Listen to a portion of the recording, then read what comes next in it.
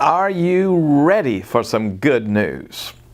If the game goes into overtime, God always wins. Here's today's text from 1 Kings 19. Then Jezebel sent a messenger to Elijah, saying, "So may the gods do to me, and more also, if I do not make your life as the life of one of them by this time tomorrow." Then he was afraid, and he arose and ran for his life, and came to Beersheba, which belongs to Judah, and he left his servant there.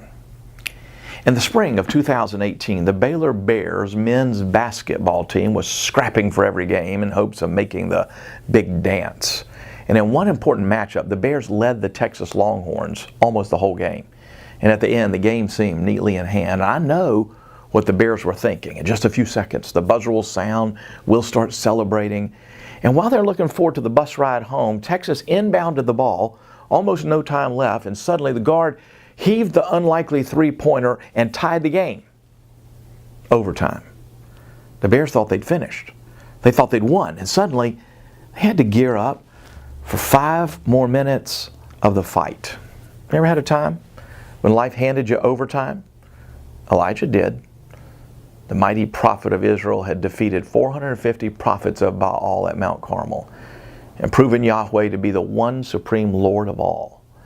Then out of nowhere, the pagan queen Jezebel, who had invested a lot in the prophets of Baal, threatened Elijah's life. It's odd. Elijah had seen the fire of God fall.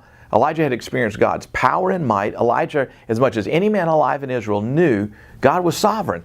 But the queen's threat landed with great force in Elijah's soul. Why? It was like overtime. He'd given his all, thought he'd won, and the sudden thought of having to fight another day just seemed like too much. And so Elijah became depressed and he retreated into the wilderness. He gave up. Overtime comes when you least expect it.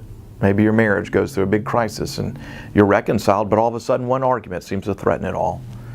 Or maybe you're a business owner and you landed the big contract and all of a sudden a competitor surfaces with a competing bid.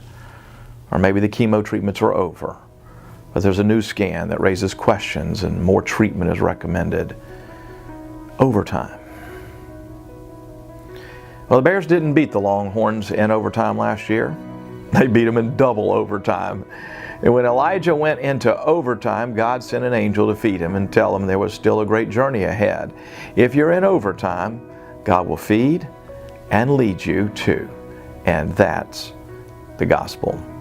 That's today's daily devotional. For more like it, you can click right here. And if you have to do so, please subscribe to this channel and have a great rest of your day.